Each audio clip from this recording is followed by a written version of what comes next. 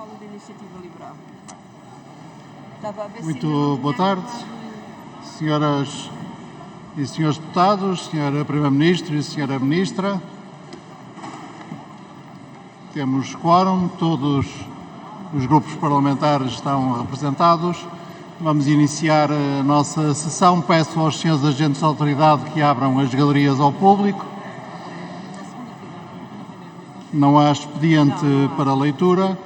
A ordem do dia da sessão de hoje é o debate preparatório do Conselho Europeu com o Sr. Primeiro-Ministro. Para abrir o debate, tem a palavra o Sr. Primeiro-Ministro António Costa. Muito obrigado, Sr. Presidente. Boa tarde, senhoras deputadas e senhores deputados. O Conselho Europeu tem uma ordem de trabalhos vasta, antecedida, aliás, da Cimeira com a Associação das Nações do Sudoeste Asiático. Mas, obviamente, aquilo que concentrará a atenção do Conselho Europeu será o ponto relativo à energia e à economia. No que diz respeito à energia, o Conselho de Ministros da Energia está hoje a discutir 3 propostas bastante importantes, 2 das quais já foi possível obter consenso e uma terceira sobre a qual não foi possível obter consenso. Mas como há o consenso, só haver consenso quando houver consenso sobre tudo, as duas propostas que já mereceram consenso ficam dependentes do consenso sobre a terceira, que ainda não tem consenso. Onde é que já há consenso? Quanto à operacionalização de uma plataforma de compra conjunta para a aquisição de gás, há também consenso sobre a proposta relativa à simplificação e agilização dos processos de licenciamento de projetos de iniciativas renováveis. Não há ainda consenso relativamente ao ponto fundamental que tem a ver com a fixação de um limite máximo ao preço do gás, de forma a poder controlar aquilo que tem sido a evolução do preço do gás no mercado internacional. Para além destas 3 propostas que estão em debate, é necessário ir mais longe e fundamentalmente, é necessário proceder à revisão de todo o mecanismo de fixação do preço no mercado, pondo termo ao regime de fixação marginalista. Hoje, as tecnologias das energias renováveis já estão suficientemente maduras para que não tenham que ter o apoio da fixação do preço marginalista e é com satisfação que vemos a Comissão assumir o compromisso de, no primeiro trimestre do próximo ano, apresentar uma proposta nesse sentido.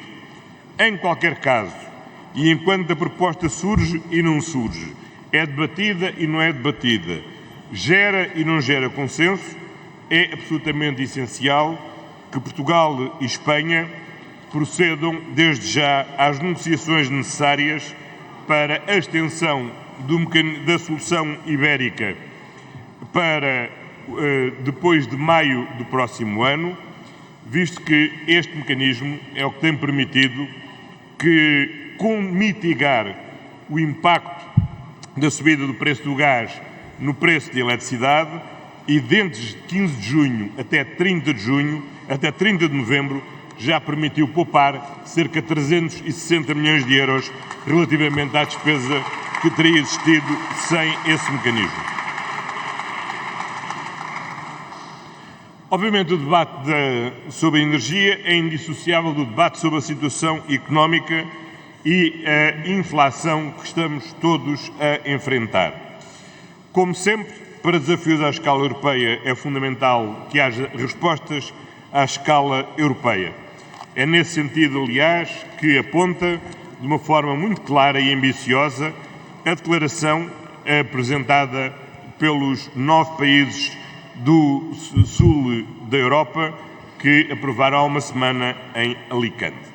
E é particularmente importante num momento em que os Estados Unidos adotaram uma disposição sobre a redução da inflação que introduz fatores de concorrência desleal relativamente à Europa e que exige uma resposta da parte da Europa.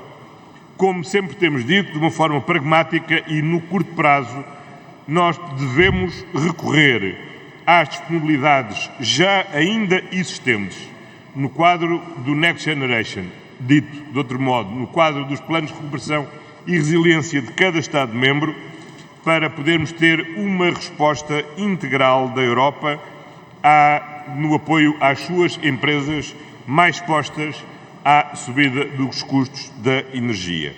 A médio prazo, vemos como interessante, e gostaríamos de conhecer mais detalhadamente, a proposta apresentada pelo Presidente da Comissão Europeia para a criação de um Fundo para a Soberania Europeia. Esta ideia da Comissão Europeia parece-nos apontar num bom sentido de reforçar capacidades orçamentais próprias para financiar investimentos comuns e estratégicos do conjunto da União Europeia, evitando a fragmentação do mercado interno e a dependência da diferenciada capacidade orçamental de cada um dos Estados-membros. De qualquer forma, este debate sobre o Fundo de Soberania Europeia não pode ignorar o debate que é necessário prosseguir e aprofundar relativamente às alterações no modelo de governação económica da Europa.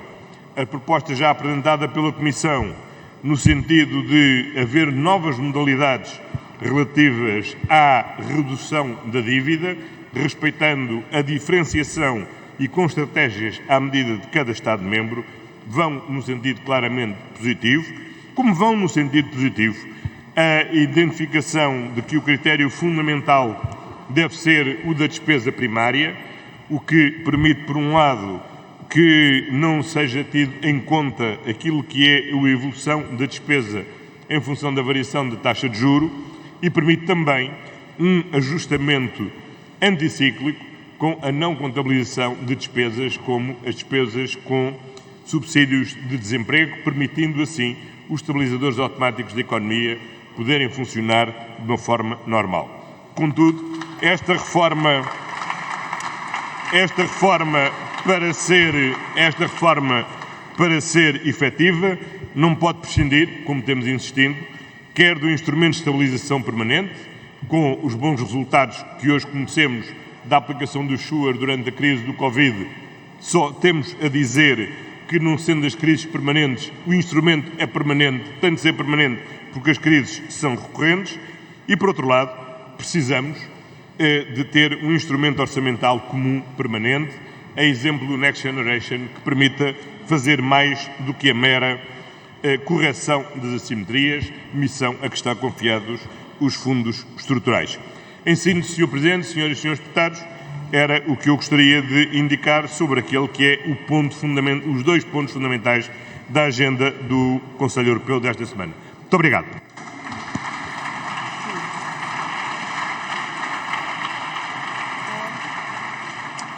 Muito obrigado. Segue-se agora a ronda da intervenção dos diferentes partidos políticos. Pelo Partido Socialista, começa por usar a palavra o Sr. Deputado Rui Lage.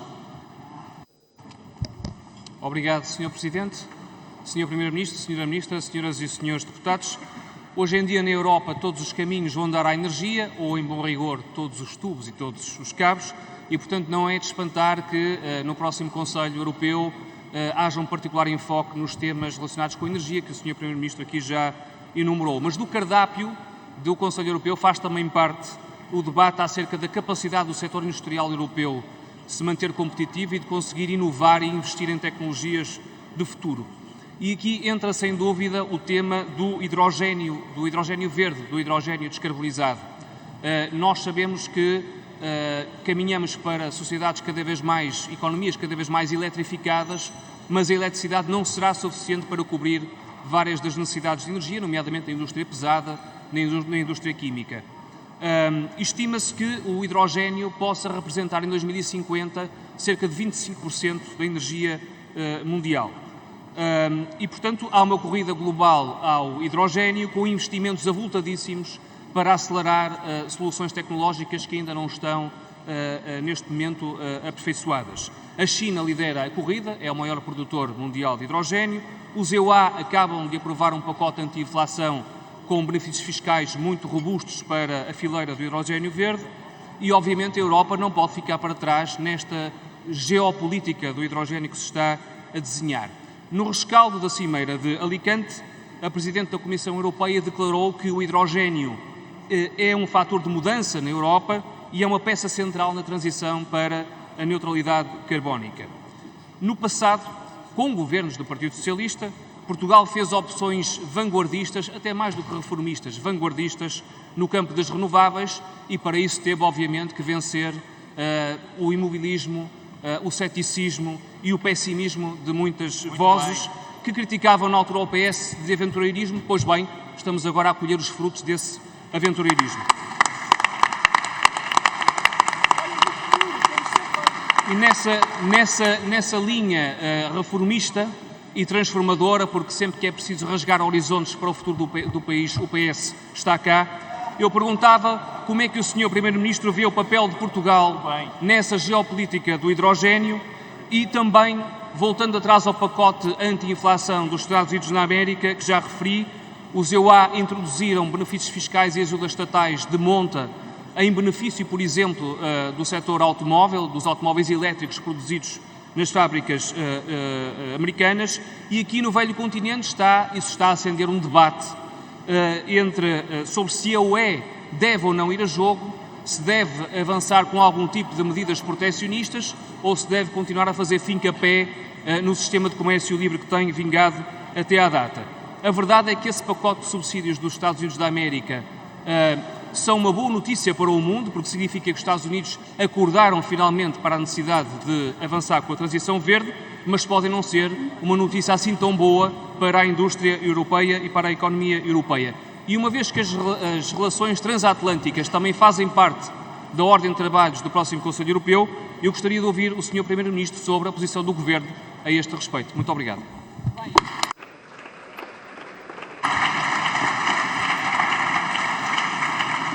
Muito obrigado. Para intervir ainda no tempo do Partido Socialista, tem a palavra a Sra. Deputada Natália Oliveira. Faz favor. Obrigada, Sr. Presidente, Sr. Primeiro-Ministro, Sra. Ministra, Senhoras e Senhores Deputados. Este Conselho da União Europeia tem na sua agenda um tema fundamental para Portugal, a democracia europeia. Um tema que preocupa os europeus, sobretudo pela proliferação de ameaças à democracia. Da guerra do regime autoritário e terrorista de Putin, que nos recorda todos os dias do que nos podemos tornar quando abrimos mão da democracia. Aos movimentos antidemocráticos aqui no seio da União Europeia. Aos repetidos escândalos de corrupção que descredibiliza partidos democráticos e enfraquecem a confiança dos cidadãos na classe política. A democracia na União Europeia está sob a mira de quem não a deseja e precisa cada vez mais, Sr. Primeiro-Ministro, da nossa proteção. Mas como podemos defendê-la? Milhares de cidadãos europeus responderam a essa pergunta participando na Conferência do Futuro da Europa, iniciada sob a sua excelente presidência do Conselho no primeiro semestre de 2021, e apontaram caminhos para reformar a participação democrática na União Europeia. Os resultados são interessantes e revelam o desejo por uma democracia mais inovadora, participativa e, sobretudo, que reforça o sentido de proximidade com os cidadãos. Aliás, o Parlamento Europeu aprovou em abril um relatório que dá voz a todas essas aspirações. Infelizmente, o Conselho parece estar longe da unanimidade necessária para materializar as aspirações reveladas neste processo consultivo, unanimidade essa que, curiosamente, foi também largamente criticada nesse processo consultivo que recomenda alterá-la para um processo de decisão por maioria qualificada. Falamos de democracia na Europa e, como sabe, essa é a minha origem e é quem eu represento neste hemiciclo, os portugueses na Europa. A minha eleição foi inédita. Para além de ser a primeira lusodescendente filha das comunidades portuguesas a ser eleita à Assembleia da República, fui também eleita num ato eleitoral que foi repetido devido a erros graves associados ao método de voto postal e onde mais de 150 mil votos foram anulados. Não posso esquecer e deixar de lembrar que os portugueses na Europa, nesta repetição, manifestaram claramente o seu apoio ao Partido Socialista para garantir os seus direitos constitucionais de poder votar e ver o seu voto contado. E nessa manifestação de interesse fui eleita e estou aqui para os representar e defender.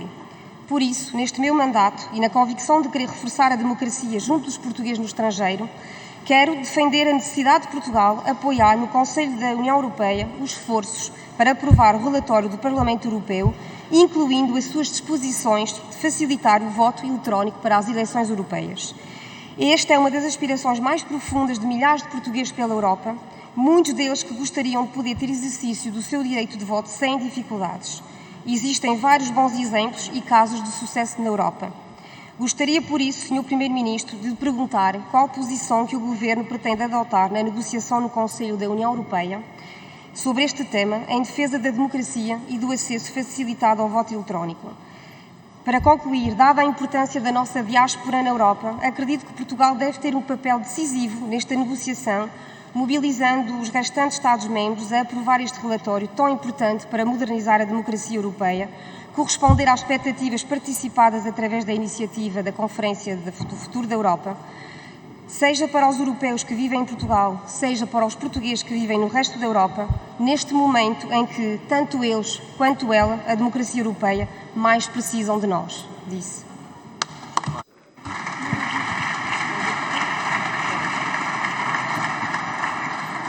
Muito obrigado. Para intervir em nome do Grupo Parlamentar do PSD, começo por dar a palavra ao Sr. Deputado Paulo Muniz.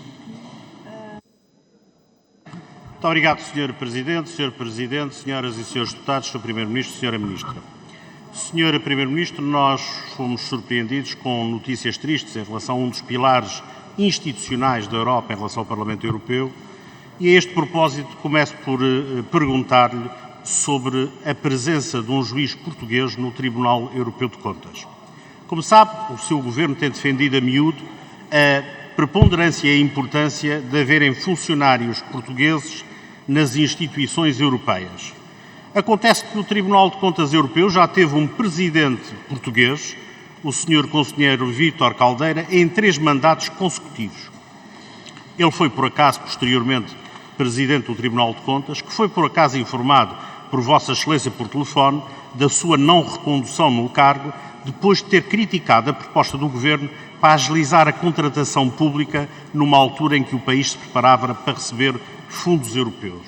Senhor Primeiro-Ministro, quem não lida bem com a independência, quem demonstra intolerância, quem quer limitar o poder, também não deve ter, pelos vistos, grande interesse na indicação de quem deveria estar a representar Portugal no Tribunal Europeu de Contas e a nossa cadeira no Tribunal Europeu de Contas ser devidamente ocupada e representada.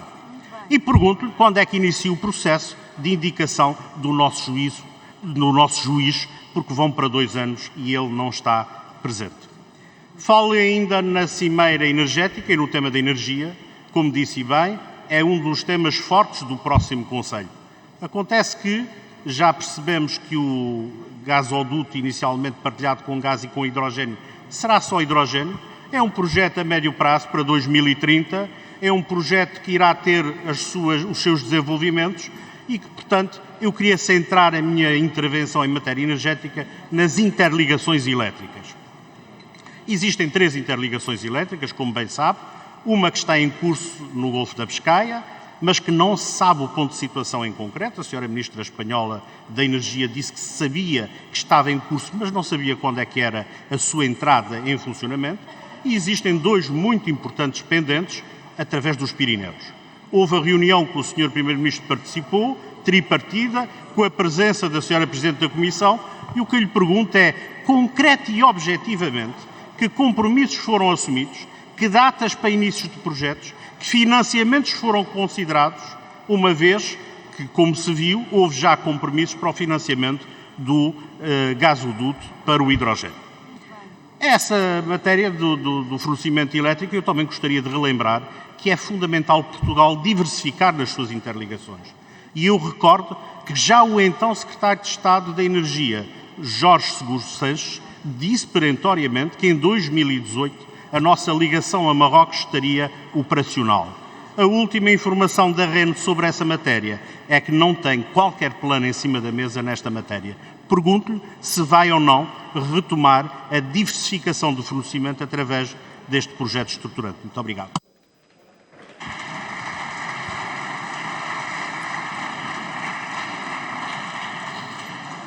Muito obrigado. Tem agora a palavra o Sr. Deputado Sérgio Marques, ainda no tempo do Grupo Parlamentar do PSD. Faça favor. Muito obrigado, Sr. Presidente, Sr. Primeiro-Ministro, Sra. Ministra, senhoras e senhores deputados. Eu falarei apenas da guerra na Ucrânia, cada vez mais cruel e bárbara. Faço para contrariar uma tendência de habituação, indiferença e insensibilidade que os mais de 9 meses de guerra estão já a causar. Faço também para corresponder ao apelo do Papa Francisco, quando nos exorta a que não deixemos que os nossos corações e mentes fiquem entorpecidos pela repetição das imagens de horror e da barbárie da guerra. Papa Francisco, que com a maior contundência não hesitou em comparar os efeitos da guerra na Ucrânia com o terrível genocídio do Holodomor. Na verdade, Putin, derrotado no campo de batalha, vem cumprindo nas últimas semanas uma estratégia cobarde e criminosa: atacar diretamente o povo ucraniano, destruindo as infraestruturas que garantem a sobrevivência das pessoas, eletricidade, gás, água, etc. Stalin, em 1932, com o Holodomor, condenou os ucranianos à morte pela fome. Hoje Putin condena-os à morte pelo frio. Neste contexto, Sr. Primeiro-Ministro, não posso deixar de considerar as suas últimas declarações sobre a Ucrânia senão como uma manifestação de alguma dessa indiferença e insensibilidade. Então, sobre a Ucrânia, nada mais há para dizer do que a União Europeia não dispor das condições orçamentais e institucionais para cumprir o alargamento? Podemos, obviamente, debater essa questão. Posso até entender as suas razões, mas a oportunidade não podia ter sido pior. Quando Putin recorre a todos os meios para destruir a Ucrânia, as suas declarações, Sr. Primeiro-Ministro, são o contrário da mensagem de solidariedade que daqui do extremo ocidental da Europa deveria ter enviado ao povo ucraniano, que nos dá o exemplo maior de coragem e resiliência. Apesar de todo o sofrimento que Putin lhe inflige e de todas as tentativas para quebrar a sua força anímica, resistem e mantêm uma luta heroica contra o opressor em defesa da sua independência e da sua opção de serem a porta oriental da Europa. E nós ocidentais, e nós europeus, vamos continuar a resistir, mantendo, custe o que custar, um elo inquebrantável de solidariedade com a Ucrânia? Sim, porque sem o nosso apoio militar, financeiro, humanitário e político, a Ucrânia não resistirá nem terá condições para estabelecer uma posição minimamente vantajosa para negociar um acordo de paz que garanta a sua integridade territorial. Sr. Primeiro-Ministro, é isto que o PSD espera do próximo Conselho Europeu: que toda a ajuda europeia à Ucrânia possa ser equacionada e reforçada. E no plano político, deve ser reafirmado à Ucrânia o apoio à sua legítima opção europeia, que está a ser paga com muito sangue e sofrimento, razão que a torna credora de um cuidado especial e tratamento especial por parte da União Europeia. Irá, Sr. Primeiro-Ministro, levantar a sua voz no Conselho Europeu para advogar este caminho? Muito obrigado.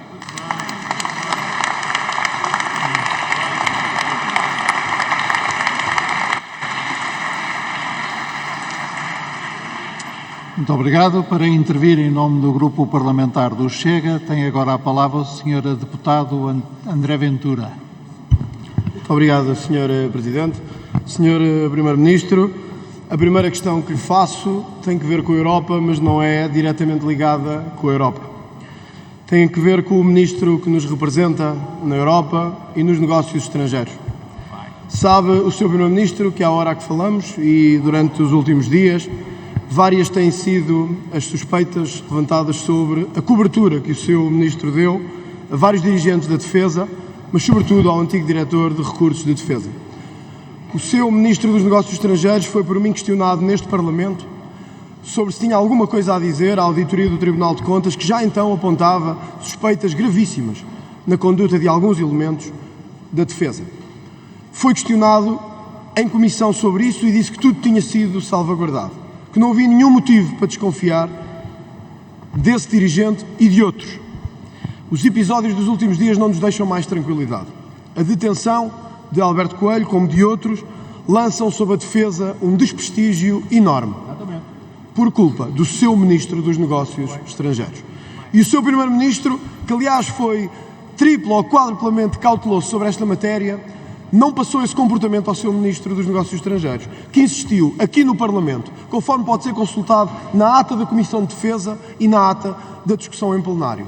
Insistiu vezes sem conta que nada havia a apontar, que tudo estava salvaguardado, que tudo tinha sido feito de acordo com o previsto. Ontem, em Bruxelas, o seu ministro tinha a oportunidade de dar uma última explicação sobre este caso. Não o fez. E por isso, Sr. Primeiro-Ministro, não há outra solução senão perguntar-lhe a si, como Primeiro-Ministro e líder do Governo, se pode manter confiança no seu Ministro dos Negócios Estrangeiros, quando já, aparentemente, muitos do seu próprio partido não a têm. E era importante saber se o Ministro João Cravinho tem condições para continuar ou se vamos assistir a outro caso, Miguel Alves, dia após dia, semana após semana, até ao Ministro decidir que já não tem condições e se ir embora. Sr. Primeiro-Ministro, anunciou novamente, e ouvi-o a falar espanhol em Espanha, com o Primeiro-Ministro Pedro Sánchez e com o Primeiro-Ministro e com o Presidente Emmanuel Macron, e ouviu de forma clara, aliás, de forma clara e perceptível, que não lhe via diferença, e saúdo por isso, não lhe via diferença, ao contrário de um antecessor seu que nos assustava a falar espanhol, o Sr. Primeiro-Ministro não está tão mal nessa matéria, ouviu dizer que este corredor de energia era importante e que valorizava Portugal, Espanha e França. Sr. Primeiro-Ministro, este corredor de energia valoriza sobretudo Espanha. E, sobretudo, os terminais de Barcelona e Valência são quem vai sair a ganhar deste corredor de energia verde. O que conseguiu com este acordo foi desvalorizar Sines e desvalorizar uma mais-valia estratégica de Portugal. Este gasoduto de gás ou de hidrogénio, ou de um mês de hidrogénio e de outro de gás, vai variando. Na verdade, ainda não sabemos como vai ser financiado, se os portugueses vão ter ou não mais custos com ele. Tem um traçado que foi chumbado pela Agência Portuguesa do Ambiente e que vai ter que ser reconfigurado. Tudo isto é um desastre de comunicação política, mas sobretudo um desastre de decisão política que era importante que pudesse explicar, afinal, qual é a vantagem que os portugueses vão ter sobre essa matéria. Aproveito, Sr. Primeiro-Ministro, também para lhe questionar sobre dois outros assuntos. O primeiro sobre a igual detenção da Vice-Presidente do Parlamento Europeu, a socialista grega Vice-Presidente do Parlamento Europeu. Ouvimos a Presidente da Comissão Europeia dizer que vai desenvolver mecanismos para que casos como este não voltem a ocorrer, mas era importante que o Conselho também ele, emitisse orientações específicas institucionais sobre esta matéria. A imagem de malas de dinheiro em casa de uma eurodeputado ou de um eurodeputado, seja de que partido for, enquanto se influenciava a decisão do Mundial do Qatar, é uma vergonha para todos os partidos e para todos os países da Europa, e era importante que o Sr. Primeiro-Ministro, enquanto representante do governo português, transmitisse essa imagem de insistência de que as instituições europeias não estão acima da lei e têm também elas de ter critérios rígidos nesta matéria. E por fim, Sr. Primeiro-Ministro, porque temos ouvido PS e PSD, e bem, insurgirem-se contra a atuação violenta e bárbara da Rússia na Ucrânia, queria dar-lhe nota de que o Chega, a par do que fez o Parlamento Europeu e vários parlamentos no leste da Europa, deram entrada num projeto de resolução para que a Rússia seja designada pelo Estado português como um Estado oficialmente patrocinador do terrorismo. Foi assim no Parlamento Europeu, foi assim em vários países do leste e do centro da Europa, e mais do que palavras, é nestes atos que vamos ver se o Governo e se o PSD estão dispostos ou não a passar das palavras aos atos e a que este Parlamento assuma que o Governo de Vladimir Putin e o Estado russo, neste momento, são Estados párias, patrocinadores do terrorismo e que não têm lugar na ordem internacional. Muito obrigado.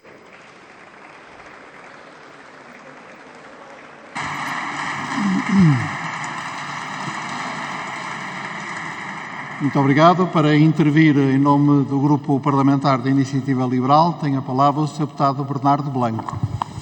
Muito obrigado, Sr. Presidente, Sr. Primeiro-Ministro, Srs. Deputados. Começo por referir que este atual modelo de debates não leva a qualquer debate e por isso espero que na alteração do regimento se altere este debate para um modelo de pergunta e resposta, porque continuamos mais uma vez, cada um faz as perguntas que quer, no fim o Sr. Primeiro-Ministro diz e responde ao que quiser e nós não temos qualquer tipo de réplica. Iremos também propor outra alteração, que é, como muitos outros Parlamentos Nacionais fazem, que o Governo tenha de, no dia anterior, entregar com a agenda as posições oficiais que terá no Conselho Europeu. Porque atualmente nós não fazemos ideia, nem sabemos quais são as posições defendidas pelo Governo. No último debate, foi mais um exemplo disso, fiz 5 ou 6 questões, o Sr. Primeiro-Ministro não respondeu a nenhuma e por isso, lamentavelmente, vou começar exatamente por repetir algumas, o que só de si já é desprestigiante para o Parlamento. E relativamente ao quarto ponto da agenda, segurança e defesa, e ao sexto, relações externas, começo então por repetir 3 perguntas. Primeira, a União Europeia, no último ano, na nova bússola estratégica, que também será tema da agenda, basicamente definiu a China como um rival sistémico, enquanto o Sr. Primeiro-Ministro pedia mais cooperação com a China, por isso gostaria de saber se discorda dessa classificação europeia da China como um rival sistémico. Nota até que na sua intervenção conseguiu declarar como concorrência desleal a proposta dos Estados Unidos, mas ao longo destes anos a China fez o mesmo múltiplas vezes e nunca ouvia dizer o mesmo. Em segundo lugar, falou também de consensos. Volto a repetir, quase todos os países já suspenderam o acordo de extradição com Hong Kong, só falta Portugal. Então, o que é que falta para haver esse consenso, Sr. Primeiro-Ministro? Portugal é o único que falta. Em terceiro lugar, há 3 dias vi um tweet seu a celebrar o Dia Internacional dos Direitos Humanos. Muito bem. E já sobre o Irão, a Sra. Ministra até esteve na vigília, gostaria de lhe perguntar, porque estamos há 1 ano e meio a tentar saber a resposta. O Irão foi nomeado para a Comissão sobre o Estatuto da Mulher na ONU, um país que constantemente viola os direitos das mulheres, ser nomeado para este organismo internacional é só ridículo. E a pergunta é como é que Portugal votou? Se votou a favor do Irão, sim ou não, estamos há 1 ano e meio a tentar saber. Um quarto ponto, relativamente ao ponto 3 da agenda, energia, já aqui hoje falado, relativamente ao terceiro gasoduto de Portugal com Espanha, saber como é que vai ocorrer o financiamento dos 350 milhões. Será via Orçamento de Estado ou via tarifas e de que parte, qual é a proposta do Governo, para qual a parte, qual a percentagem financiada por fundos europeus. E por fim termino perguntando, o Sr. Primeiro-Ministro em 2020 visitou a Hungria, disse, como é amplamente conhecido, que o Estado de Direito não deveria ser critério para fundos europeus e ontem o Conselho da União Europeia decidiu, ao abrigo do mecanismo de condicionalidade, suspender parte dos fundos europeus à Hungria. E por isso gostaria de saber se concorda com essa decisão ou se ainda mantém a sua posição de 2020. Muito obrigado.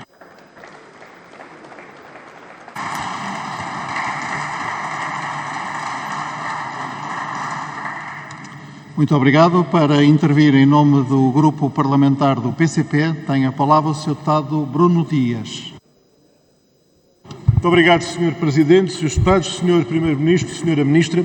Nesta sessão plenária, a nossa primeira palavra é naturalmente para as populações, os trabalhadores, os pequenos empresários e produtores que têm sofrido as consequências de enorme gravidade destas intempéries que se abateram sobre o nosso país nos últimos dias e nas últimas horas, com as inundações que se estão a verificar. Queremos aqui transmitir a nossa solidariedade para com aqueles que enfrentam essas dificuldades, esses prejuízos, essas ameaças, e a nossa saudação aos homens e mulheres das estruturas de socorro e proteção civil, e perguntar ao Sr. Primeiro-Ministro se o Governo considera ou não alguma iniciativa, alguma diligência para mobilizar recursos e meios para apoiar e acudir às vítimas destas cheias, designadamente junto do Fundo de Solidariedade da União Europeia.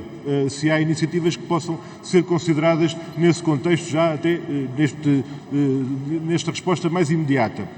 Quanto às questões que estão na agenda para o Conselho Europeu, uma pergunta sobre a governação económica, porque o Governo de Portugal andou meses ou anos a intervir no Conselho para uma reforma da governação económica e das regras orçamentais para mais flexibilidade e para que não se mantivesse esta visão draconiana das contas públicas que os resultados que deu estão à vista e ficaram à vista em 2011, 2015. Agora, a questão é, o resultado disso é não contabilizar as despesas do Fundo de Desemprego nas contas para o déficit, ou não há aqui de facto uma posição, aliás, um documento de posição que desencadeou este processo da Comissão Europeia, que é no fundo um decalque da posição alemã e que é tudo ao contrário daquilo que o governo português defendeu, um foco maior na despesa pública, mais policiamento, uma ausência total de resposta aos problemas que estão aí a ser identificados e que é preciso garantir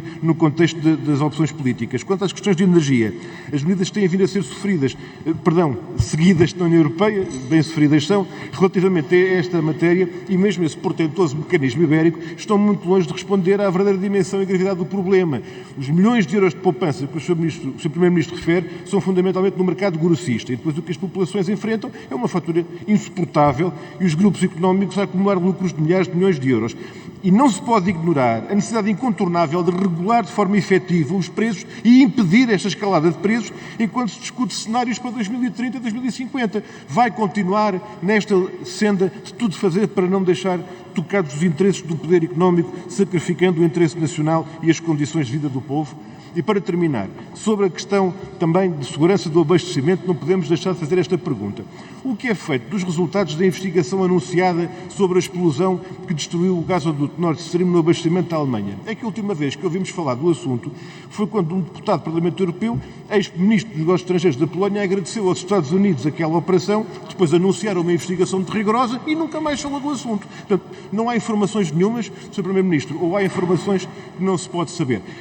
Aliás, com a situação que continua a desenvolver-se e a agravar-se no leste europeu, a desgraça que está a acontecer na Ucrânia hoje em dia, a pergunta que se coloca é se o Governo considera que há uma solução militar para o que está a acontecer. Se há uma solução militar e que espaço resta neste momento para a diplomacia, qual é neste momento o papel que deve ser reservado à diplomacia, que a União Europeia já demonstrou que considera que sim, a solução é uma solução militar. Isto com mais guerras e mais mísseis e mais bombas vai ao lugar. A pergunta é se o Governo concorda com isso. É que nós não concordamos. Muito obrigado, Sr. Presidente.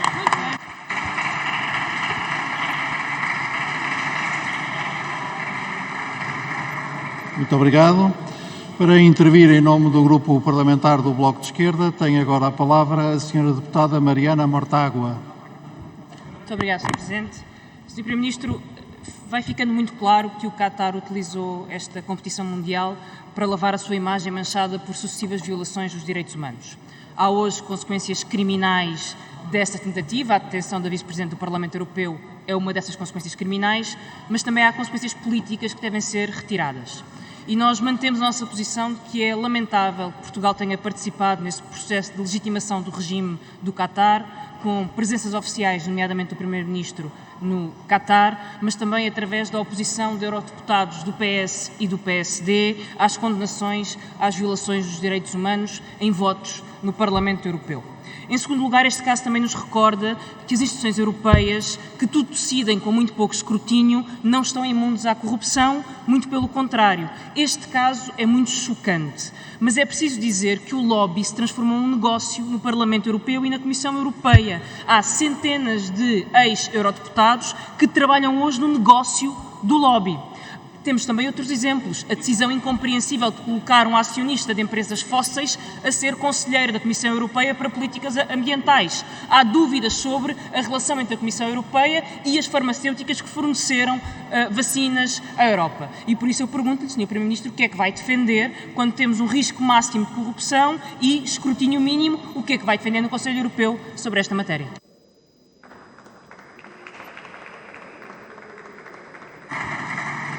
Muito obrigado. Para intervir no mesmo tempo do Bloco de Esquerda, tem agora a palavra o Sr. Deputado José Soeiro. Muito obrigado, Sr. Presidente. Sr. Primeiro-Ministro, o Governo tem na Europa uma posição sobre as plataformas digitais que é diferente da que tem em Portugal. A Comissão Europeia propôs uma diretiva sobre trabalho em plataformas que é um ponto de partida muito positivo para enquadrar este fenómeno. Ao contrário do Governo português, que inventou uma solução única no mundo para o trabalho em plataformas, o intermediário que liberta as plataformas de responsabilidades laborais, a proposta da Comissão presume que entre o trabalhador e a plataforma há uma relação de trabalho, um contrato com tudo aquilo que é hoje negado a motoristas e estafetas, horários de trabalho, remunerações mínimas, seguro de acidentes pago pela empresa, pelo patrão, férias, etc. A proposta da Diretiva Europeia não tem esta figura que Portugal inventou do intermediário. Regula, por isso, uma relação a dois, a plataforma e o trabalhador, e não a três, ao contrário do que acontece aqui. E, aliás, as decisões, mais de 200 na Europa, de tribunais, têm vindo a reconhecer esta relação a dois, uma relação de trabalho. Na passada quinta-feira, o Conselho Europeu dos Ministros de Trabalho reuniu e a Presidência Checa tentou enfraquecer a proposta, desfigurar a proposta que vinha da Comissão, propondo dificultar a presunção de laboralidade e introduzindo a figura do intermediário. Ora, Portugal, pela voz da Ministra Ana Mendes Godinho, votou contra, pronunciou-se contra a proposta que era apresentada pela Presidência Checa. Aliás, a Espanha também, e a proposta checa não passou. Foi uma boa posição, uma boa notícia para os trabalhadores das plataformas. Só que ontem, no Parlamento Europeu também, Houve uma discussão e foi aprovada a proposta da Comissão Europeia com as alterações de uma relatora socialista, Elisabeth Gualmini, que também não inclui a figura do intermediário. E muito bem, porque não incluir a figura do intermediário significa não ceder ao lobby das multinacionais que procuram assim libertar-se das suas responsabilidades. Em contraste com a posição da Comissão Europeia, com a proposta da Comissão Europeia e com a posição do Parlamento Europeu, a proposta apresentada pelo Governo e pelo Partido Socialista aqui neste Parlamento insiste nesta figura do intermediário. A proposta de diretiva está contra a figura do intermediário. Os coordenadores do Livro Verde, nomeados pelo Governo, estão contra a figura do intermediário. A Autoridade para as Condições de Trabalho veio a este Parlamento dizer que era contra a figura do intermediário. Em outubro de 2021, o Sr. Primeiro-Ministro apresentou uma proposta, que foi publicada no Boletim de Trabalho e Emprego, que não previa a figura do intermediário e, portanto, presumo que o Sr. Primeiro-Ministro era contra a figura do intermediário. Só o lobby das multinacionais é que é a favor desta figura do intermediário. E por isso, Sr. Primeiro-Ministro, a pergunta que lhe faço é: concorda com a proposta diretiva da Comissão Europeia? Concorda com a posição que a Ministra do Trabalho tomou? Concorda com a decisão do Parlamento Europeu ontem que aprovou uma regulação do trabalho em plataformas que não tem este terceiro ente, esta figura do intermediário? E se concorda, como é que é possível aqui não serem coerentes com essa posição? Muito obrigado, Sr. Deputado. Para intervir em nome do PAN, tem agora a palavra a Sra. Deputada Inês Sousa Real. Muito obrigada, Sr. Presidente. Cumprimento as senhoras e senhores deputados, o Sr. Primeiro-Ministro e a Sra. Ministra. Sr. Primeiro-Ministro, a primeira questão que lhe gostaria de colocar prende-se com o contexto difícil que vivemos em Portugal por força das cheias, em particular na área metropolitana de Lisboa. Sabemos que há custos a ser contabilizados, mas também sabemos que a este tempo as famílias, os comerciantes têm já a sua vida virada do avesso e, sem prejuízo da contabilização total dos custos, há mais mecanismos para além dos nacionais, nomeadamente o do Fundo de Solidariedade da União Europeia, que pode ser solicitado por Portugal e, portanto, pergunto-lhe se, à semelhança de outros países, como em 2017 e 2018 ocorreu, se vai colocar esta questão junto do Conselho Europeu. A segunda questão que gostaria de lhe colocar prende-se com o gasoduto denominado Bar-Mar. Este gasoduto, como sabemos, está incluído no novo chamado Corredor Verde Europeu. No entanto, o mesmo, numa primeira fase, vai servir para transportar gás fóssil. Ora, conforme já nos alertaram várias organizações não governamentais do ambiente, isto põe em causa algumas questões, nomeadamente a possibilidade de ser incluído no âmbito do programa Repower EU ou até mesmo de estar alinhado com o Pacto Ecológico Europeu e, por isso, Sr. Primeiro-Ministro, importa perceber o porquê desta opção, quando tem não só custos económicos, de alguma forma ainda não totalmente quantificados, nomeadamente depois naquilo que é a transição para o hidrogênio verde, como também vai afetar zonas de biodiversidade, e antes que nos diga que não é em Portugal, não podemos esquecer-nos que o Golfo de Leão tem uma biodiversidade que é das mais ricas do Mediterrâneo e, estando Portugal no âmbito desta solução, tem também o dever de acautelar a biodiversidade. Mas aquilo que é essencial é perceber o porquê desta opção em detrimento, por exemplo, da expansão da rede elétrica ou até mesmo da captação de energia renovável, que não temos ainda excedente para depois podermos, evidentemente, transportar e, portanto, se é que alguma vez teremos um excedente real e, portanto, importa perceber o porquê desta opção.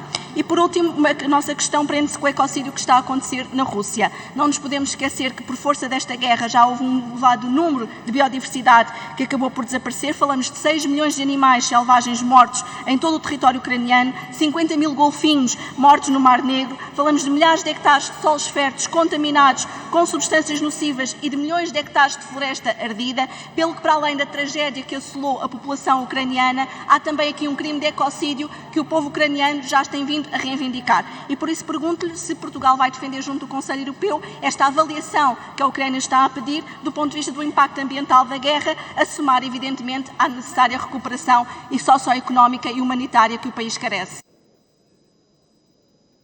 Muito obrigado. Muito obrigado, Sra. Deputada. Informo que a campainha começou a tocar, visto que vamos fazer uma votação depois de terminado este debate e, portanto, é para chamar as senhoras e os senhores deputados. Para intervir em nome do Grupo Parlamentar do Partido Livre, tem a palavra o Sr. Deputado Rui Tavares. Muito obrigado, Sr. Presidente, caras e caros colegas, Sra. Ministra, Sr. Primeiro-Ministro.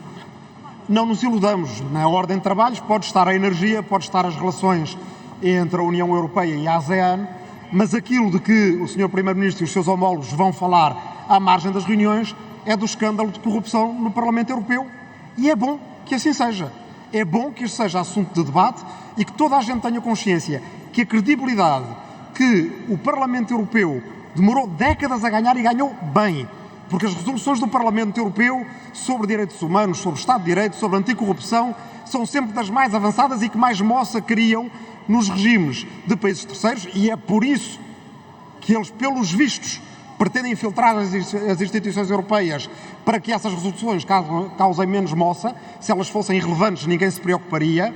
Essa credibilidade ganha durante décadas de trabalho duro, trabalho seu também no Parlamento Europeu, trabalho meu, trabalho de milhares de deputados e deputadas europeus, não se pode perder de um dia para o outro. E há duas maneiras de o discutir no Conselho Europeu.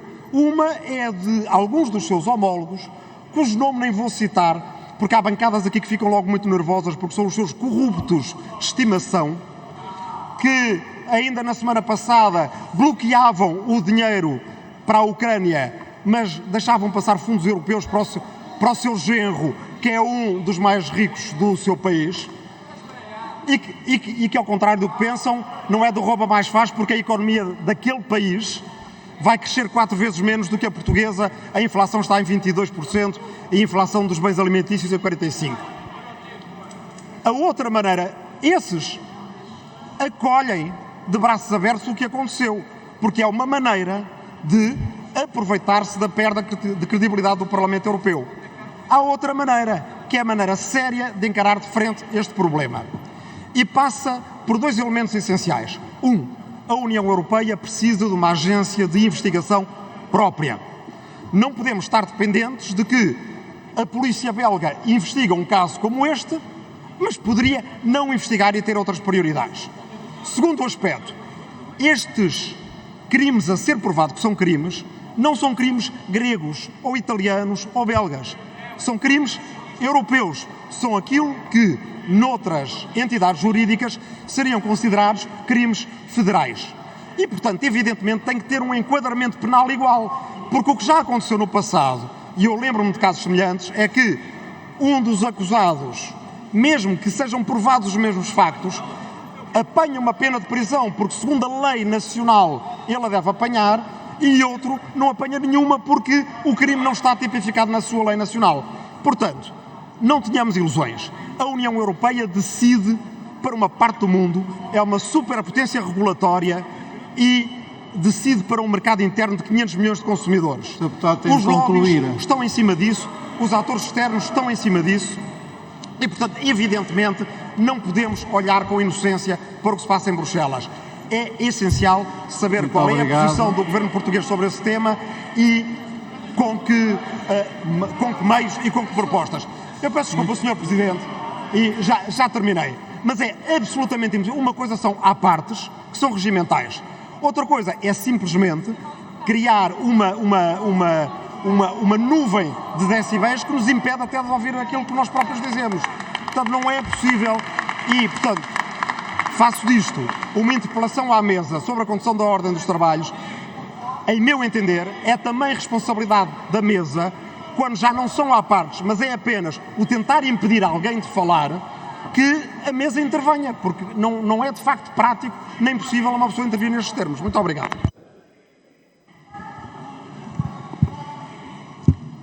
Muito obrigado, Sr. Deputado. O Sr. Deputado Pedro Pinto pede a palavra para que efeito. Muito obrigado, Sr. Presidente, pela minha intervenção à mesa, se faz favor. Então, faz favor. Sr. Presidente, já não é a primeira, nem a segunda, nem a terceira, nem a 10ª vez que o Sr. Deputado Rui Tavares triplica o seu tempo sem ser chamado a atenção pela mesa. E depois ainda se vem queixar. O livro tem 1 minuto. Falou 3 minutos e meio. 3 minutos e meio. Mesmo que tenha 1 minuto e meio, falou o dobro. Ou seja, não é a primeira vez, nem a segunda, nem a terceira. Eu não sei se o Sr. Deputado do LIVRE tem algum privilégio por votar sempre ao pé do Partido Socialista, se tem aqui algum privilégio. Mas é que ele ainda não é grupo parlamentar. Um dia poderá vir a ser. Agora, enquanto não for, tem que cumprir mais ou menos o tempo. Muito obrigado, Sr. Presidente.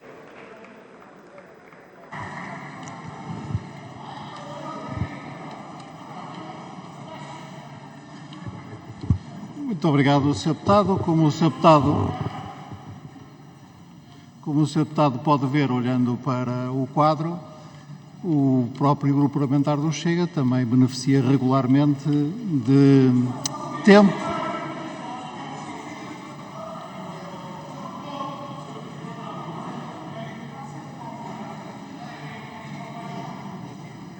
de tempo para concluir o seu raciocínio. E eu tenho procurado distribuir também esse tempo adicional de forma equilibrada.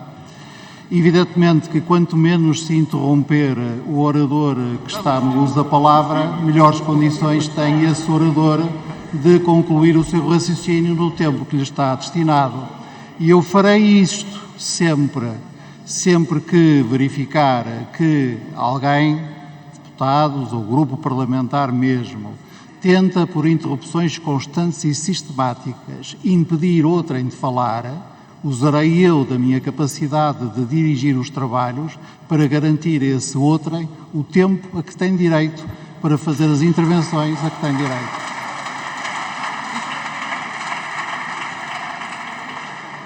E agora, com licença de todos, para encerrar o debate, vai ter a palavra o Sr. Primeiro-Ministro. Faça favor.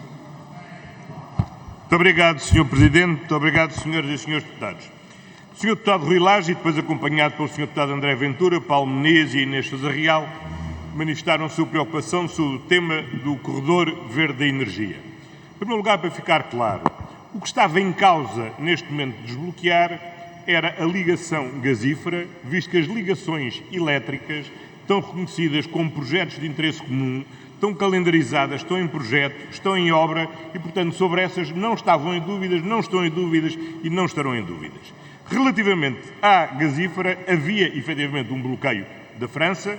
O que foi encontrado foi um trajeto alternativo e, para ser financiado no âmbito da Facilidade Europeia das Interconexões, tem que ser dedicado exclusivamente a hidrogénio verde. É um projeto que interessa a Portugal, mais até do que se fosse o gás, visto que em gás nós seríamos simplesmente importadores e reexportadores, seríamos sempre menos importadores que a Espanha, que tem sozinha 7 pontos de regasificação. Nós temos 1 ponto de regasificação, enquanto que no hidrogénio verde nós podemos importar, mas sobretudo podemos produzir e exportar, ou seja, nós não reexportamos, nós exportamos aquilo que produzimos. O projeto que vamos apresentar a financiamento tem o ramal que ligará a Figueira da Foz a Celurico da Beira, de Celurico da Beira até à fronteira com a Espanha apresentará para a ligação da fronteira até Zamora e depois o troço complementar que tem de Barcelona até Marselha. Quanto ao que vai custar, são cerca de 360 milhões de euros, sendo financiável em 50% pelo mecanismo de facilidade europeu. A senhora deputada Natália Oliveira perguntou sobre o voto eletrónico. O voto eletrónico, obviamente, é uma mais-valia tecnológica para agilizar a votação, desde que sejam verificadas 3 condições. Em primeiro lugar, garantia da cibersegurança. Em segundo lugar, a pessoalidade do voto. E, em terceiro lugar, também a privacidade do voto. São 3 garantias fundamentais para a fiabilidade do voto eletrónico. O senhor deputado Sérgio Marques pergunta sobre a Ucrânia. Portugal foi inequívoco a condenar totalmente desde a primeira hora a invasão da Ucrânia por parte da Rússia. O senhor Presidente da Assembleia da República, então o senhor Ministro dos Estrangeiros, creio que o fez ou entre as 4 e as 5 da manhã, a condenação oficial por parte do Estado português. Às 9 da manhã estava reunido o Conselho Superior de Defesa Nacional a meu pedido e por convocatório do Sr. Presidente da República e, portanto, desde a primeira hora temos uma posição inequívoca. E temos dado um apoio inequívoco e sustentado à Ucrânia, do ponto de vista humanitário, do ponto de vista financeiro, do ponto de vista militar, quer com material não letal, quer com material letal. Agora, nós com a Ucrânia não nos limitamos a ser solidários. Nós somos solidários com a Ucrânia e somos verdadeiros com a Ucrânia. E quando nós convidamos alguém para a nossa casa, nós devemos ter o cuidado de ter a nossa casa em condições de acolher quem convidamos. É seguramente o que faz em sua casa, é o que a União Europeia deve fazer quando convida países terceiros a aderirem à União Europeia. Sim, os países terceiros, como a União Europeia repete muitas vezes, têm de cumprir os critérios de Copenhaga. E temos de ser exigentes no cumprimento dos critérios de Copenhaga. Mas é também fundamental que a União Europeia faça a avaliação dos critérios que tem para acolher quem convida a integrar a União Europeia. E aquilo que nós temos que dizer com verdade a nós próprios, com verdade à União Europeia e que os ucranianos, os geórgios, os moldavos, todos os países dos Balcãs Ocidentais, que são neste momento, têm a sua perspectiva de futura integração na União Europeia reconhecida, é que a União Europeia tem que adaptar as suas instituições e a sua arquitetura orçamental para poder acolher de uma forma positiva e mutuamente benéfica para todos os novos países candidatos. Isto é falar a verdade, o resto é uma solidariedade vocal que não se tem depois tradução na realidade. O Sr. Deputado Bruno Dias, a propósito da Ucrânia, pergunta se há solução militar. Sr. Deputado, nunca há solução militar para nenhum problema. E é por isso que, desde a primeira hora, o Partido Comunista Português devia ter recusado a solução militar que a Rússia adotou por invadindo a Ucrânia. Os senhores deputados André Ventura, Mariana Mortágua e Rui Tavares preocupam-se com a corrupção na União Europeia, e bem, é algo que deve nos preocupar a todos, seja em Portugal, seja na Alemanha, seja na Suíça, seja na União Europeia. Portugal é parte da Convenção da União Europeia do combate à corrupção, é parte e os outros Estados-membros da União Europeia das Convenções do Conselho da Europa do combate à corrupção. A União Europeia adotou, e eu orgulho muito de ter contribuído para isso, no mandato de tensão europeia, a inclusão do combate ao crime de corrupção como sendo objeto do mandato de tensão europeia, e sim, temos que combater, e quero aqui apoiar a forma inequívoca como a Presidente Metsola adotou relativamente a este lamentável caso que foi agora conhecido. Relativamente à questão da Hungria, Hong Kong e Irão manifestamente não fazem parte da geografia da Europa. Quanto à questão da Hungria, é muito importante ter em conta o seguinte: o que está neste momento a ser discutido é a aplicação, não à Hungria, do mecanismo de condicionalidade, que foi aprovado em simultâneo com o Next Generation e foi aprovado, obviamente, por unanimidade e, portanto, também com o voto de Portugal. Portanto, a sua pergunta está só há alguns anos desatualizada. O Sr. Deputado Bruno Dias preocupou-se também sobre a questão, e a Sra. Deputada Inês Sousa Real, sobre o acionamento do Fundo Social da União Europeia. Portugal acionou sempre o Fundo Social da Solidariedade da União Europeia, sempre que se verificaram os requisitos para o fazer. Ora, o primeiro requisito é conhecer a estimativa dos danos. Portanto, não é possível acionar o Fundo de Solidariedade da União Europeia sem previamente apurar o montante dos danos. Como sabem, logo na quinta-feira, a Sra. Ministra da Presidência reuniu com os Srs. Presidentes de Câmara da área metropolitana de Lisboa, dos concelhos na área metropolitana de Lisboa, com os Presidentes de Câmara dos concelhos mais afetados, de forma a proceder-se ao levantamento dos danos para verificar quais são os mecanismos nacionais de apoio e quais são os mecanismos eventuais de apoio da União Europeia, se esses requisitos estiverem preenchidos. Sobre a governação, a resposta é o acionaremos se e quando tiverem verificado os pressupostos. Claro que sim. Aliás, desculpe lá, Sr. Deputado, mas passa pela cabeça de alguém que, sendo possível recorrer ao Fundo de Solidariedade da União Europeia, não o vamos utilizar. Desculpe lá, que é uma pergunta tão sem sentido, nem tinha percebido bem que era mesmo essa a pergunta. Desculpe lá. Bom, Sr. Deputado, quanto à governação económica da Europa, sim, nós temos dito e repetido e continuaremos a repetir e a dizer, até enquanto for necessário, que nós temos que ter um novo desenho da governação económica da Europa. Agora, a proposta que a Comissão apresentou é um primeiro passo, e um primeiro passo importante, porque é o primeiro passo que permite dizer, primeiro, em vez de uma regra cega de diminuição da dívida de 1/20, 1/20 todos os anos, é desenhado país a país, em função da capacidade e das necessidades de cada um programa de redução da sua própria dívida.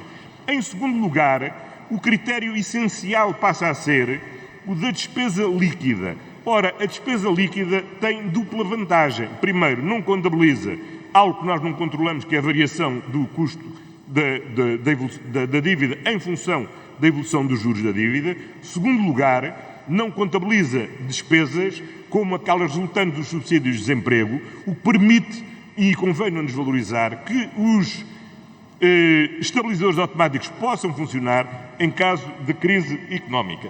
Como eu tive a oportunidade de dizer, vou procurar concluir, Sr. Presidente, como tive a oportunidade de dizer, estas propostas não prescindem de outras questões fundamentais para o modelo de nova governação económica da Europa. A conclusão da União Bancária, temos uma verdadeira união de capitais, temos um mecanismo de estabilização permanente macroeconómico e temos uma capacidade orçamental própria e permanente, designadamente que permita responder designadamente às necessidades de competitividade da indústria europeia. Quanto às questões da energia, como sabe, a ERSE esta semana prefixará os preços dos mercados regulados e houve uma intervenção muito forte do Orçamento de Estado, designadamente, no apoio quer à fixação dos preços do gás e da eletricidade.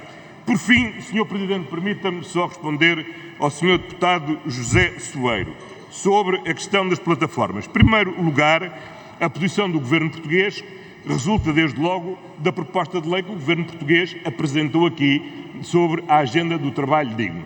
Em segundo lugar, a exposição do Governo português foi expressa, obviamente, pela Sra. Ministra do Trabalho, que quando fala no Conselho de Ministros do Trabalho da União Europeia, não fala em nome próprio, fala em nome do Governo português. Aquilo que, tanto quanto eu sei, está em discussão em sede de especialidade na Assembleia da República, não é aquilo que estava em discussão na proposta checa. O que estava em causa na proposta checa era descaracterizar a relação entre o motorista e a outra entidade como tendo uma natureza laboral. E foi isso que Portugal, a Espanha, a Bélgica e a Dinamarca bloquearam. Aquilo que está em discussão na Assembleia da República não é a descaracterização da natureza laboral da relação, é caracterizar com quem é que é estabelecida a natureza laboral. Eu não sou deputado e, portanto, não quero intervir no debate da especialidade. Mas há para mim uma coisa que é clara: não pode haver nenhuma redação que corresponda àquilo que é a posição do Governo, o programa do Governo viabilizado nesta Assembleia da República e a proposta de lei que o Governo apresentou nesta Assembleia da República, que descaracteriza a natureza laboral da relação.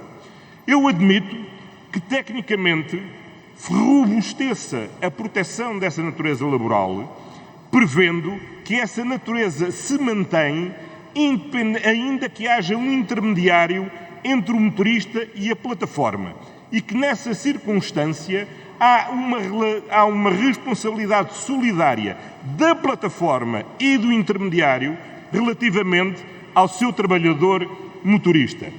Eu não posso, obviamente, como Primeiro-Ministro, intervir na discussão da especialidade, mas se for este o sentido, eu posso, enquanto jurista, compreender esta preocupação. Se for a valorização da figura do intermediário para desvalorizar a posição da plataforma, eu, como jurista, entendo o que está escrito, mas politicamente discordo, não corresponde ao que consta do programa do Governo, nem ao sentido da proposta de lei aqui apresentada pelo Governo. Espero que o Sr. Deputado, que tanto criticou a proposta de lei do Governo, possa defender o seu verdadeiro espírito. Muito obrigado. Muito obrigado.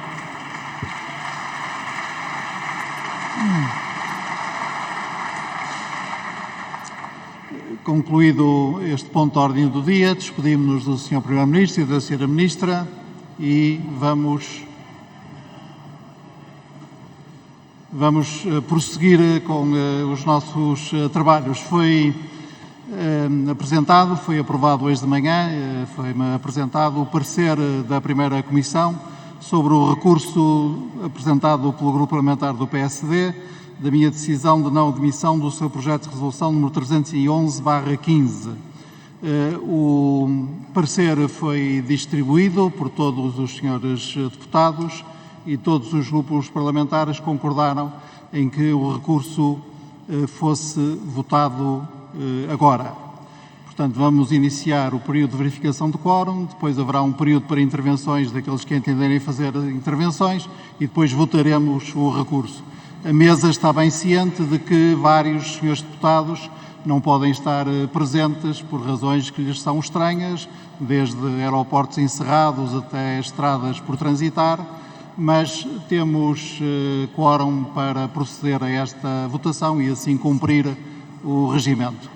Peço aos serviços que iniciem o período de registro para verificação de quórum.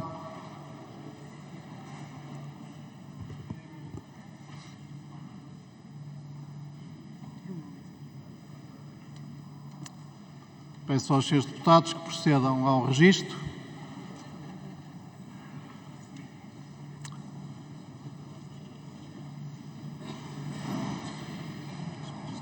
Pergunto se algum ou alguma deputada não conseguiu registar-se.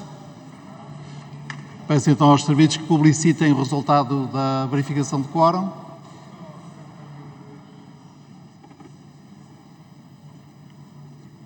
Temos quórum.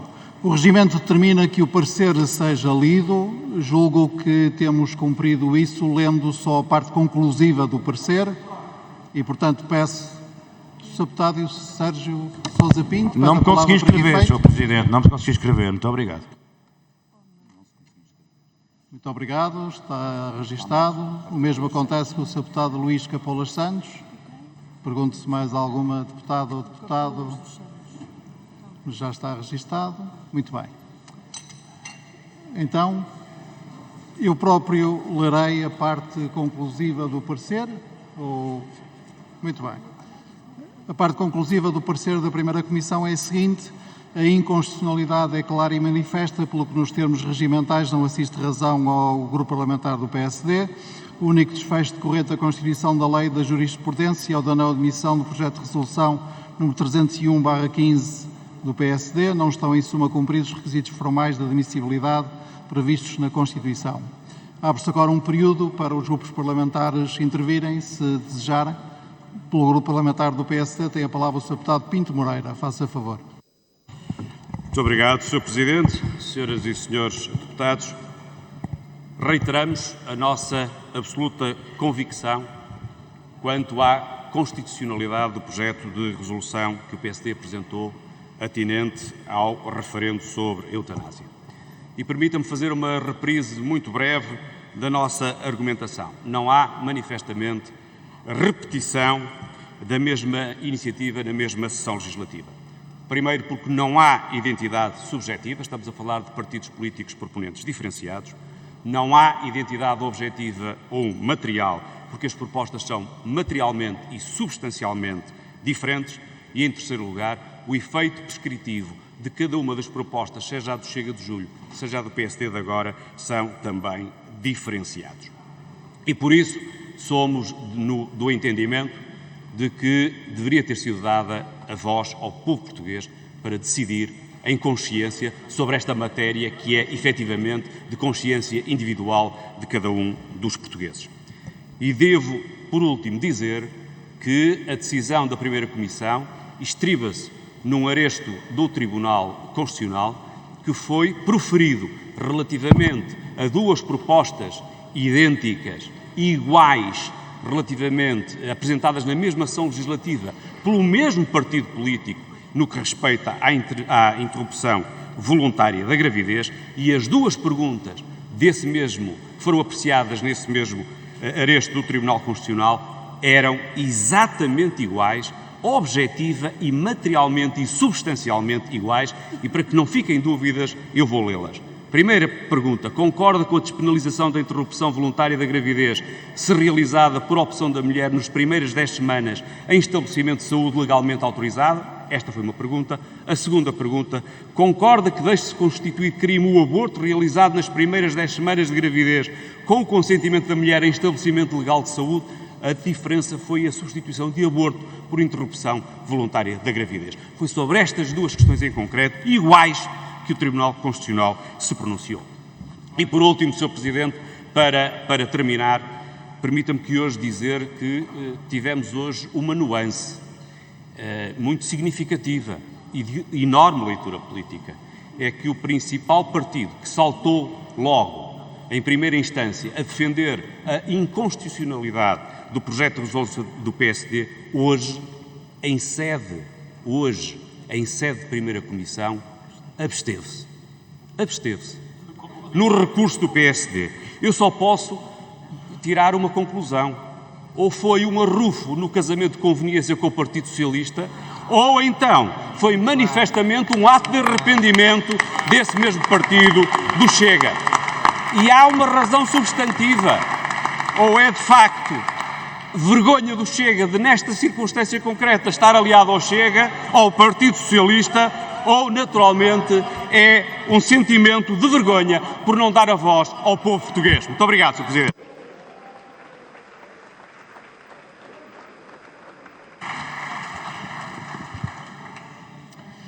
A mesa não registra mais nenhum pedido de palavra.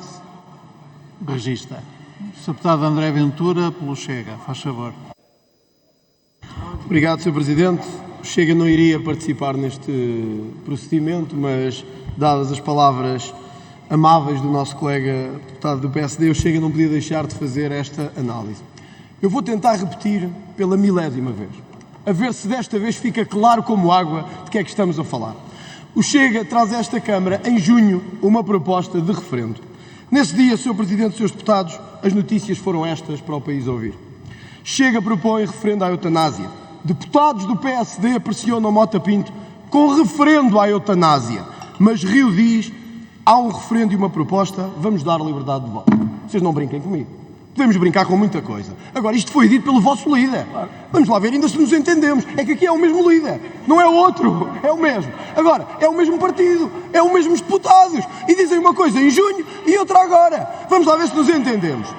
A sua colega, a deputada Paula Cardoso, disse que esta pergunta não tinha pés nem cabeça. Curioso que 50 deputados do PSD votaram a favor. Oh, Sr. Deputado, é que eu não me enterro a mim próprio. Vocês com isso fazem isso melhor que ninguém. 50 votaram a favor, estão aqui, eu podia identificá-los um a um. 50, podia dizer os nomes, as caras, os sorrisos com que votaram a favor da nossa proposta em junho. Mas era tão fácil, era tão fácil. Depois dizer que não há identidade subjetiva. Ó, Sr. Deputado, nós também jogamos aqui a nossa qualidade de juristas. Está claro no Tribunal Constitucional, há muitos anos, não é de agora, na doutrina constitucional de Gomes Canutilho, Vital Moreira e outros, não vale a pena agora passarmos pelos nomes todos, que a identidade subjetiva nunca foi critério do artigo 167 da Constituição. É verdade, desculpe, desde a Comissão Constitucional nos anos 80, desde 85, que a identidade subjetiva não é critério. E, portanto, podemos dizer, eu queria que fosse. Ó, Sr. Deputado, eu também queria que o PS não tivesse maioria absoluta, mas tem. A vida é mesmo assim. Dizer, a pergunta não é a mesma. Mas também já está claro, no acórdão que referiu, que a pergunta não tem que ser a mesma. Está claro como água. Nós abstivemos no parecer que foi apresentado. Não confunda as coisas. O PS fez um parecer e o que houve abstenção foi do parecer, não foi de mais nada. E por isso, nada de confundir as coisas. Finalmente, senhora deputada, eu compreendo que o PSD, que quer apresentar, aliás, até o vosso antigo líder, anteontem na televisão, disse que foi uma atrapalhada enorme, que vocês todos cometeram. Todos podemos cometer atrapalhadas. Agora, não atirem a culpa para cima do Chega. Assumam-na. Até o vosso antigo líder... E vou terminar, Sr. Presidente. Até o vosso antigo líder, o Dr. Luís Marques Mendes, disse na televisão que foi uma enorme atrapalhada do PSD, porque cabe na cabeça de alguém propor um referendo no fim do processo legislativo. Quando a Comissão esteve a trabalhar, já tinha havido discussão sobre a formulação da lei. Então, e aí é que vamos propor um referendo? Mas isto está tudo maluco, está tudo louco. Ó, Sr. Deputado, eu compreendo que tenho... Vou terminar, Sr. Presidente. Peço desculpa. Vou terminar. Sr. Deputado, todos podemos errar. O Grupo Parlamentar do Chega já errou, o Grupo Parlamentar do PSD já errou. Agora, o PSD cometeu uma enorme atrapalhada neste processo. É levado a uma situação de impossibilidade de adesão e de admissão deste projeto. E agora, em vez de assumir o erro e a culpa, quer lançar aqui rumores entre o PS e o Chega. Ó, Sr. Deputado, chama-se isso uma coisa: falta de autoconsciência. Eu acho que o PSD não precisava disso neste momento.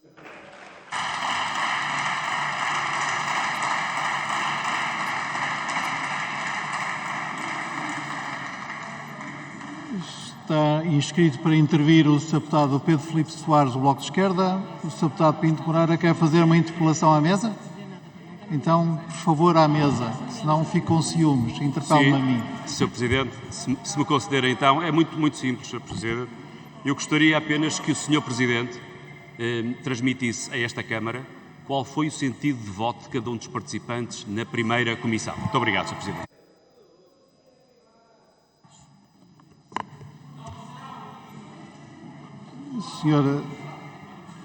Senhor Deputado, julgo que o sentido de voto é público, mas como tenho aqui, não tenho nenhum problema em satisfazer a sua curiosidade. Votaram a favor do parecer os grupos parlamentares do PS e da Iniciativa Liberal, votaram contra PSD, PCP, a senhora deputada do PAN, absteve-se o grupo parlamentar do Chega e esteve ausente o grupo parlamentar do Bloco de Esquerda, assim como o senhor deputado do LIVRE. Tem agora a palavra o Sr. Deputado Pedro Filipe Soares. Faz favor. Muito obrigado, Sr. Presidente. Nós estamos habituados nesta casa que quando se aumentam os decibéis para expor alguma posição, regra geral é porque ou não se acredita muito na posição ou porque se acha que, por algum motivo, ela não merece confiança. E por isso, quando nós ouvimos muito Chega a berrar sobre conhecimento constitucional, sabemos que, na verdade, está a falar do que não conhece. E é por isso, os senhores podem deputados, continuar a aumentar os decibéis. Senhores deputados, aumentem os decibéis. os senhores deputados do grupo parlamentar do Chega vão permitir que a Câmara ouça as palavras do orador e, se entenderem que essas palavras ofendem a bancada, pedem a defesa da honra da bancada. É assim que se faz. Agora tem a palavra o Sr. Deputado Pedro Filipe Soares e a nós compete-nos ouvir. Faz favor. Muito obrigado, Sr. Presidente. O Chega às vezes puxa tanto pela voz que até acaba por perder ou ficar quase sem ela. No que toca à votação, este processo, vale a pena relembrar o histórico das posições do Chega. O PSD apresentou uma proposta de projeto de resolução para a realização do referendo e o PSD, ainda antes deste tema ser discutido, quer na primeira comissão, quer na Conferência de Líderes, enviou ao Sr. Presidente um requerimento exigindo que ele fosse declarado inconstitucional. É este o garante da posição do Chega. E quando há um parecer apresentado pelo Sr. Deputado Isabel Moreira que diz que é, de facto, inconstitucional o projeto de resolução, o Chega abstém-se. E por isso, quando falar de constitucionalidade, já sabemos, são palavras vazias. E por isso percebemos porque é que não acertam nos estatutos do partido neste processo. Sabemos, e era por isso que eu queria intervir, Sr. Presidente, apenas para deixar clara a posição do Bloco de Esquerda. Nós divergimos da interpretação do parecer que limita o direito de iniciativa de grupos parlamentares e é, creio eu, ainda mais visível no que toca a referendos, porque se a matéria de referendo é tão sensível à construção da pergunta, qualquer alteração torna a pergunta diferente. Desse ponto de vista, a interpretação alargada que qualquer partido fica prejudicado porque outro grupo parlamentar teve uma iniciativa legislativa ou teve uma iniciativa de referendo, nós divergimos dessa ideia porque achamos que sonega direitos de oposição, em primeiro lugar, direitos políticos a grupos parlamentares e retira a liberdade da escolha dos seus timings. Mas há um segundo aspecto que eu gostava de deixar bem claro. Nós, votando contra o parecer que foi apresentado pela primeira comissão, que resultou da votação na primeira comissão, nós não estamos a legitimar o conteúdo político da iniciativa do Partido Social Democrata, do qual nós divergimos profundamente. Não só porque conhecemos que é uma manobra dilatória no processo de discussão da morte medicamente assistida, é colocado completamente a destempo e meramente para atrasar uma decisão que já estava em curso e que é inevitável. E por isso, essa jogada política é por nós condenável. Mas, apesar de divergirmos do conteúdo, nós reconhecemos que o direito de iniciativa não deve ser sonegado e daí a nossa votação. Muito obrigado.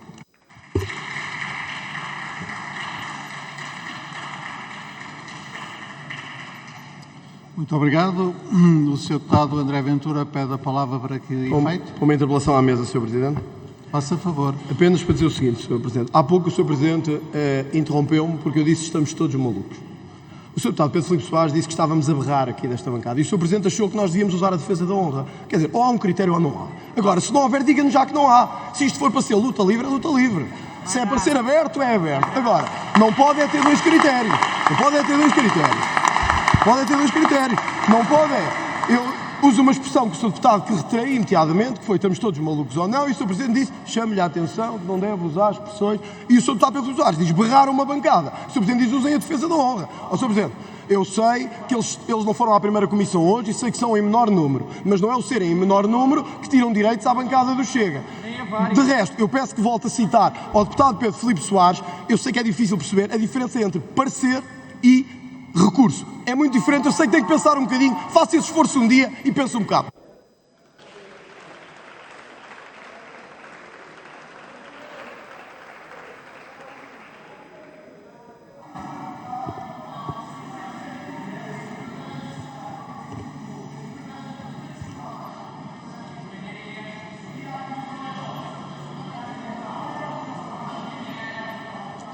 Quando puder usar da palavra.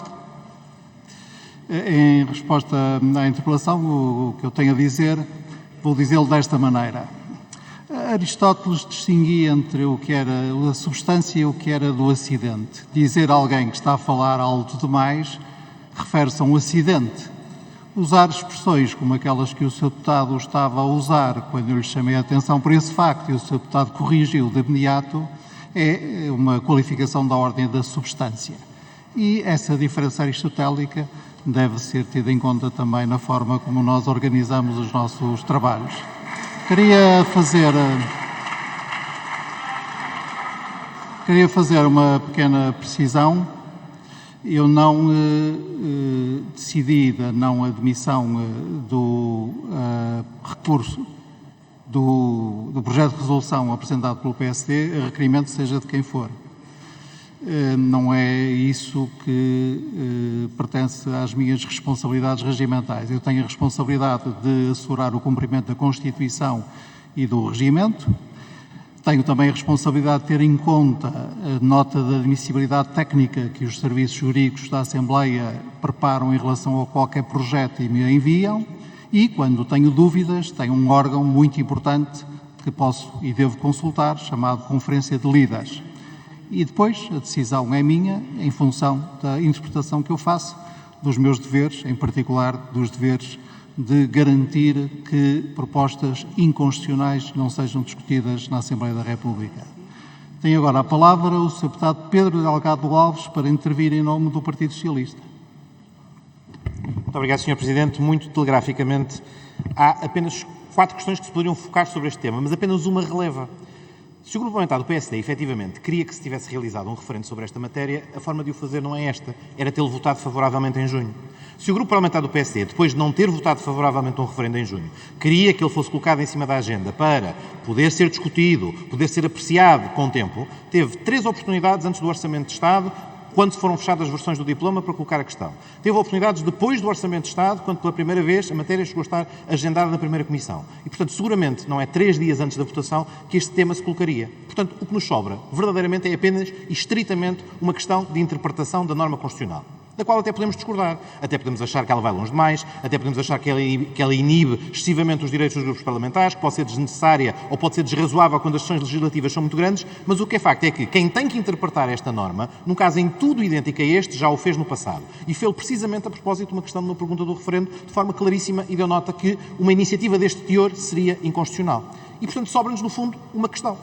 É ou não a pergunta, ou é ou não o conteúdo idêntico? E aí, eu acho que todas as pessoas nesta Câmara, todos com boa fé, que acompanham este debate há anos, podem perguntar-se a si próprios: seria a pergunta do PSD, incidiria ela sobre um tema diferente da pergunta que já estava em cima da mesa? Não estamos a discutir precisamente a mesma lei, o mesmo projeto, a mesma forma de despenalização da eutanásia há anos? E a resposta é apenas uma: sim. O tema que seria colocado à discussão é exatamente o mesmo, materialmente, substantivamente, se estivermos de boa fé. E para estarmos de boa fé, não há outra forma senão reconhecer que este projeto, esta iniciativa não podia ser admitido, daí termos acompanhado favoravelmente o parecer e acompanharemos também, com o voto que se seguirá, a decisão do Sr. Presidente. Muito obrigado.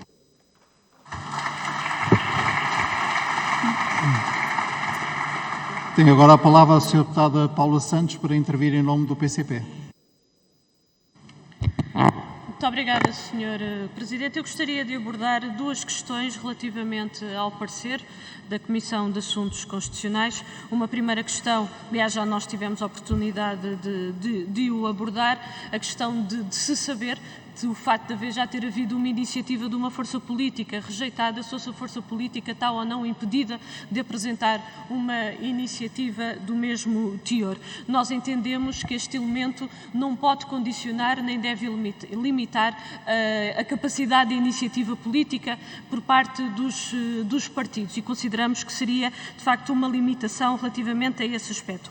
A outra questão prende-se com, tendo em conta a proposta que está em cima da mesa, de realização do referendo com uma proposta concreta de uma pergunta. E nós colocamos a seguinte questão em abstrato, pode-se estar a favor do referendo e pode-se estar de acordo com uma determinada pergunta e estar contra outra pergunta. Portanto, não estamos perante exatamente o mesmo conteúdo e a mesma iniciativa. Deixar bem claro que a posição do PCP relativamente à proposta de referendo é contra. Nós assumimos-la, consideramos que a Assembleia da República tem legitimidade para tomar a decisão, aliás, matéria que foi votada na semana passada, mas entendemos que esta iniciativa por parte do PSD deve ser admitida. Muito obrigado. Estamos então em condições de votar. Faço notar que, à luz do artigo 126, número 5, o que vamos votar é o parecer da primeira comissão. Quem vota a favor do parecer da primeira comissão? O PS e a Iniciativa Liberal. Quem vota contra? PSD, PCP, Bloco de Esquerda e PAN. Quem se abstém? Chega. O parecer, o LIVRE votou a favor do parecer. Assim, o parecer foi aprovado. A próxima sessão plenária, terminando os nossos trabalhos de hoje, é amanhã, quarta-feira, com a seguinte ordem do dia. Declarações políticas, inquérito parlamentar número 5, proposto pelo Chega, e petição número 177 e o projeto de resolução do LIVRE que a acompanha. Até amanhã e muito boa tarde.